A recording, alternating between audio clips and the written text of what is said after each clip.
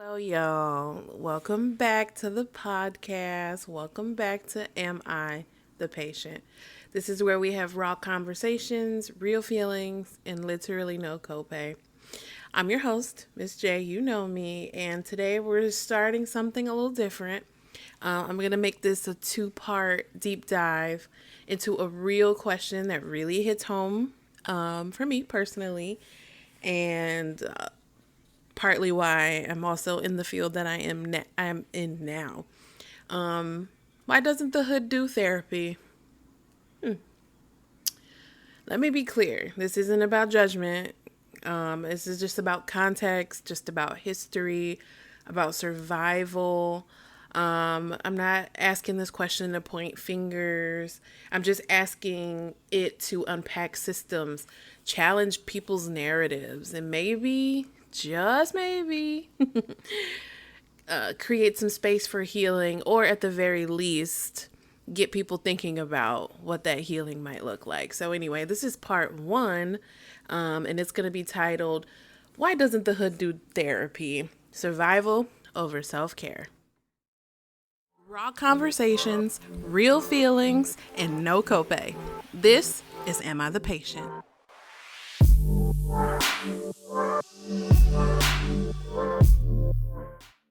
Okay, so I am a licensed therapist. And it's funny, before I get into this, I saw a TikTok. Y'all know me, I stay on TikTok. About this, I don't know his name, but he comes across my For You page every now and again. And he has his Ask a Lawyer sign out, and he's on the public sidewalk.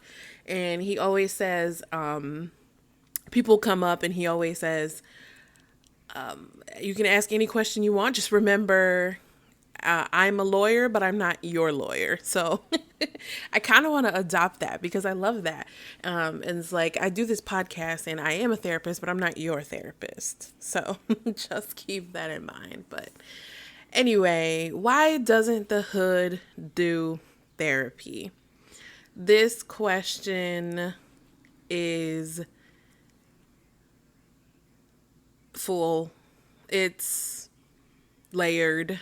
It could mean so many different things. But we're going to get into some of it in these two parts. These episodes are a little bit different for me as well. As this is, like I said, something personal that I experience as well. So we're just going to get into it. Enough stalling, Miss J. Come on, get into it. So therapy really asks you to sit and feel and reflect and be vulnerable. But when you grow up in an environment where surviving the day is the goal, it's like, who has time for feelings? So in our community, in a lot of our communities, not just, I'm speaking specifically in the Black community, but in a lot of different communities, brown, and maybe even some non-brown communities, survival is our culture. It's literally the culture. We're taught things, or taught and learned stuff like hiding emotions, so that we come off as tough.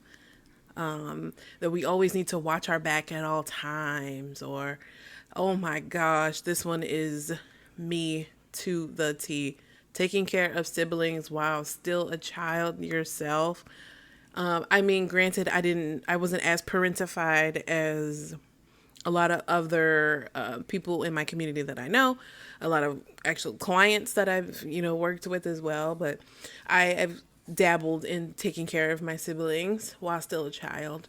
And then also just dealing with grief and addiction or abuse with no support system.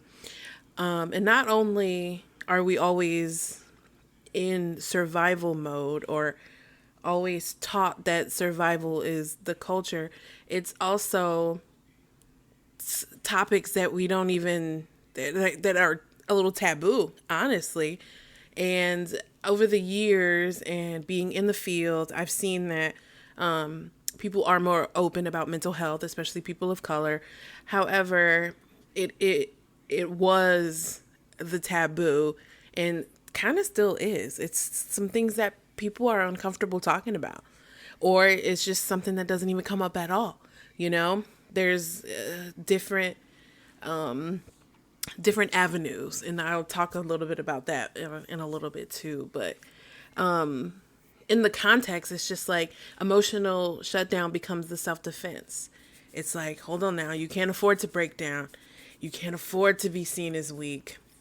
And so oftentimes, more often than not, we suppress or we'll numb it and we'll just keep going on. We'll keep moving.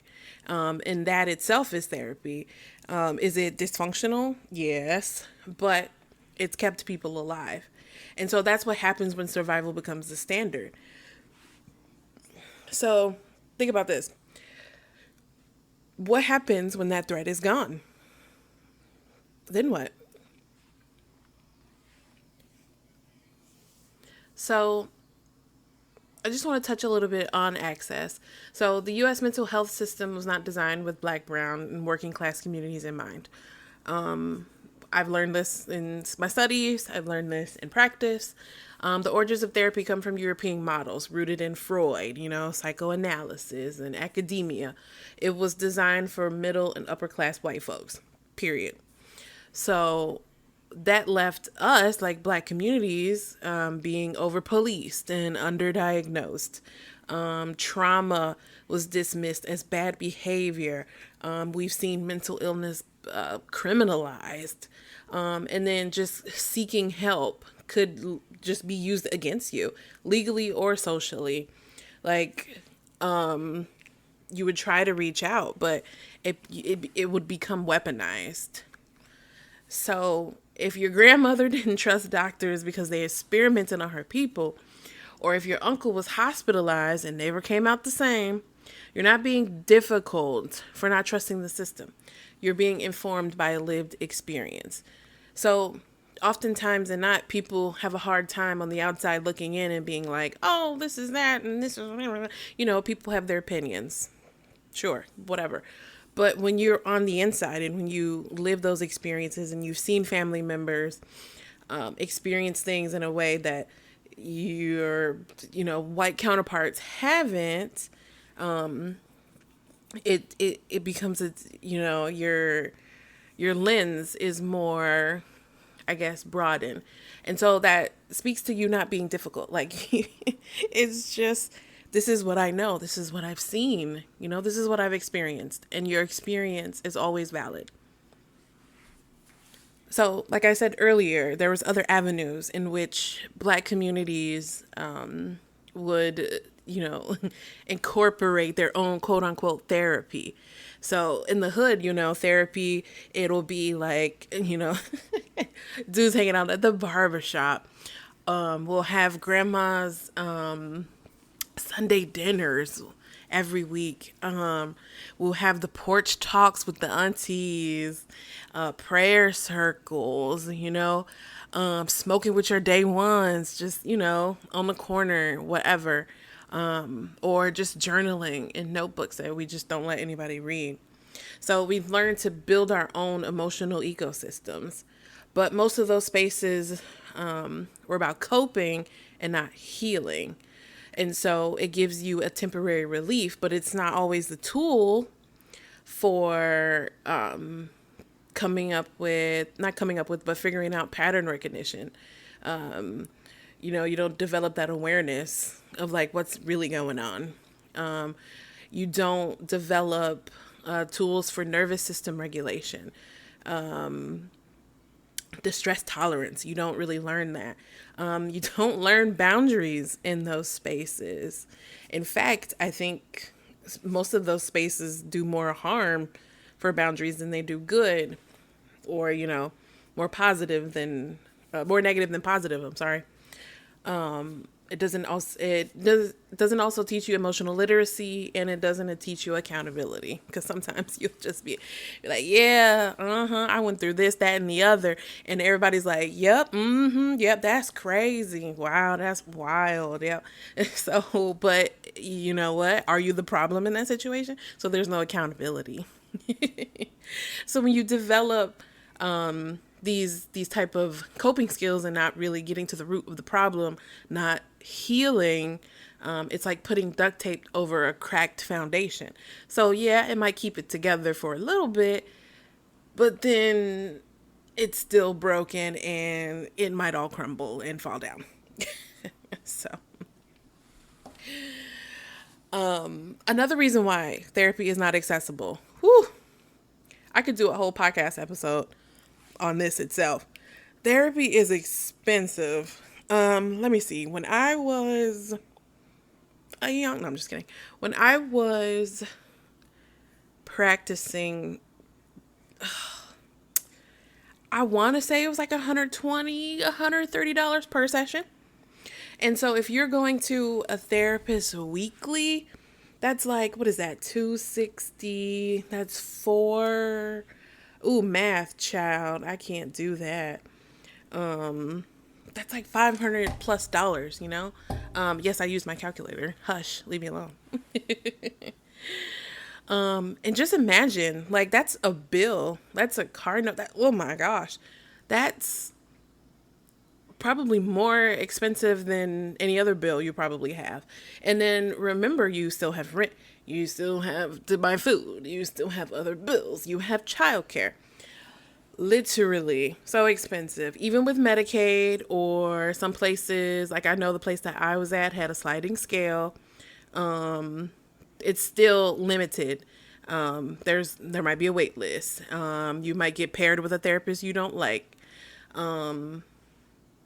What else? I loved places that take Medicaid for mental health services, but those are far and few in between. So again, there's that barrier. So literally, it's not a stigma. It's just systemic. It's like I can't even get proper access to this. It's actually insane, honestly. Yeah. Okay. So, am I the patient moment? Yes, I am, in fact, the patient. In so many ways than you would ever think. And I just am reflecting on my life, and it makes me tear up about the things. Even to this day, I will get into conversations with my mom, and I'm just like, that is not healthy. Okay, for example, I will literally give you an example. This was literally last week. I was visiting my mom.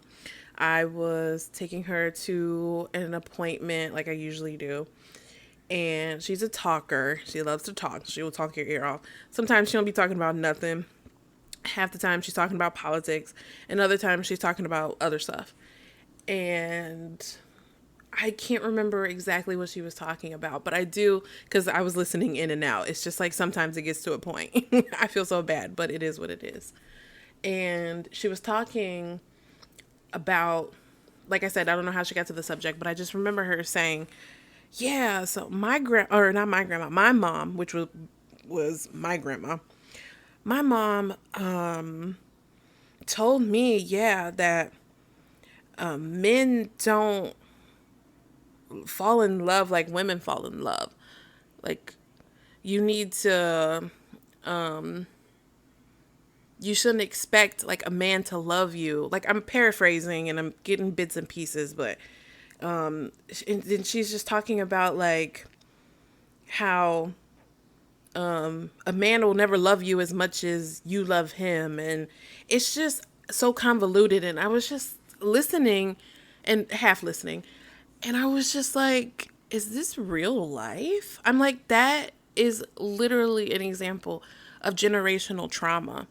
So my grandma being in relationships where she learned that just, that toxic relationship, or relationships. I don't really know my grandma's relationship history, but being in toxic relationships and learning this behavior and generalizing it to all men and saying that oh, men will never love you as much as you love them.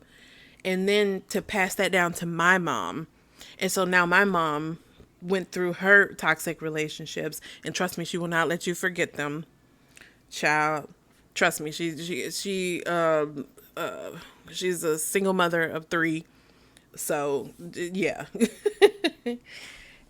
So she's had her bout of toxic relationships, and then that she learned from her mom. And so then she also, and now that's her way of passing it down to me, quote unquote.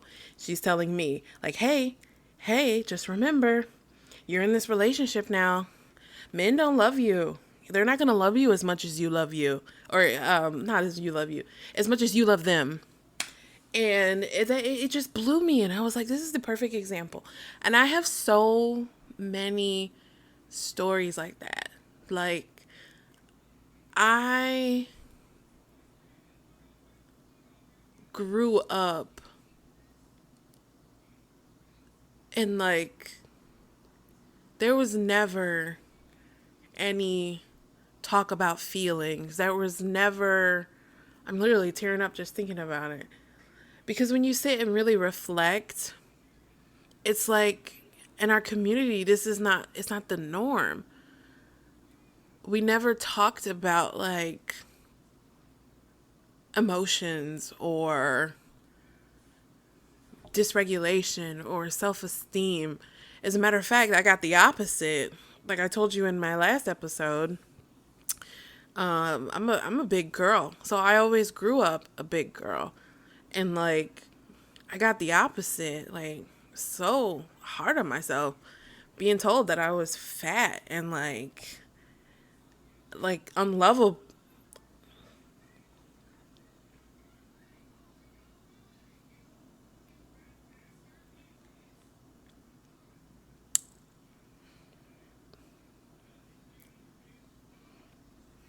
That takes a toll on your self-esteem.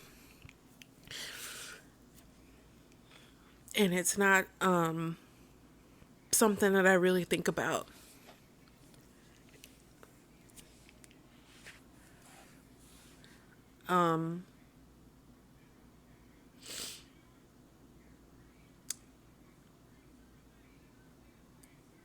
I want to use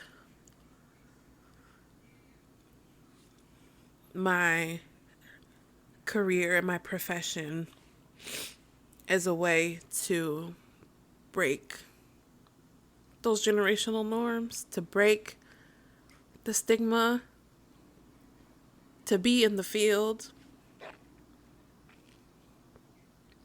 and be a positive light, be a Black person who is informed and a model that says we're not broken. We got problems just like everybody else got problems. You know? So I am off on a tangent, and I'm also in tears. But that's why it's, real feelings. But yeah, it's hard. So yeah, I'm the patient. I am the patient. This is getting a little long, but I also do want to take this opportunity, like I promised you guys in part 1, or I can't remember. I was going to read the letter from my dad that I had found, that I had wrote in session with a client, which was a mistake. And I'm going to get really vulnerable with you guys in a second. And I just want to preface this with, I know this is something that I need to work on. Although I am in therapy, I am dealing with other pressing issues. And this has taken a back burner. But it is something that I still want to work on and heal through. So, yeah. Okay, so I had to grab the letter. And before I read this, I just want to also remind people of why I'm reading this. Because there's a stereotype in the Black community that, oh my gosh, we grow up without fathers. Yeah, some of us do. I was one. I grew up without a father. I still don't have a father. My mom is all I know. My dad could be dead for all I know, and I don't even know. But the reason I'm reading this is, one, because this is a podcast of real feelings, and I'm not afraid to be vulnerable. That is also something I'm working through in therapy, but anyway. Two, this is one of the reasons why the hood don't do therapy. Do you know how... Oh my gosh, I'm going to cry again.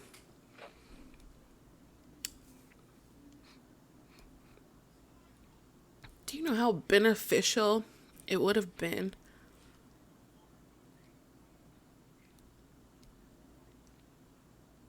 if I had a therapist when I was like 13? That's such like a vulnerable time, and like the clients that I had, you hear what they go through in like middle school and high school, and it's just like, oh my gosh. But they have someone, and I didn't have anyone.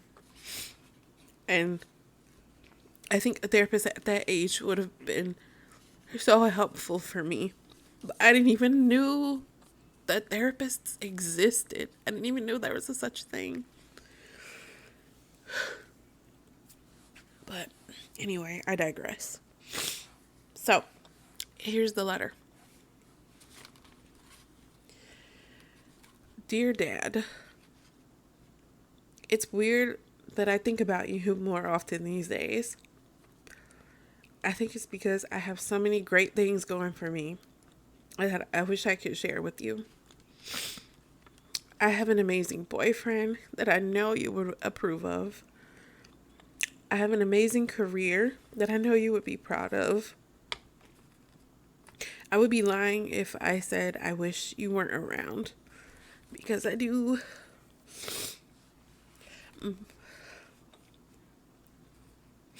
More than ever, do I long for a dad or a daddy-daughter relationship. I do have to say thank you, because now I know exactly how to create a family for me and for my kids. You gave me the motivation to choose a better partner. You gave me the motivation to do better and to not bring kids into a situation like me, because I know how painful this is.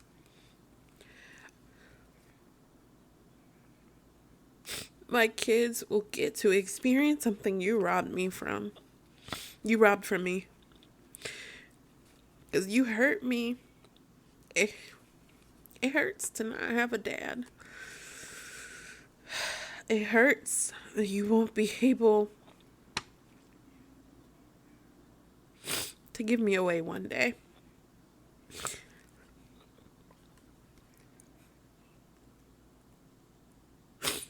It hurts that I'll never get to be daddy's girl.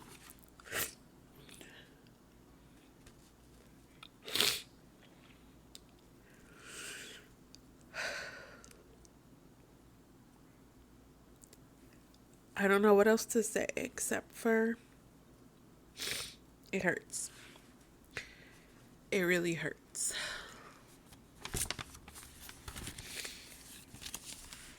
So,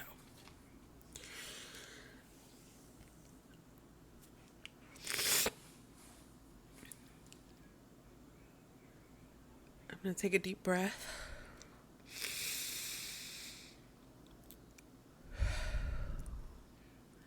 And if you didn't take one with me, let's take it one together. Breathe in. And then breathe out.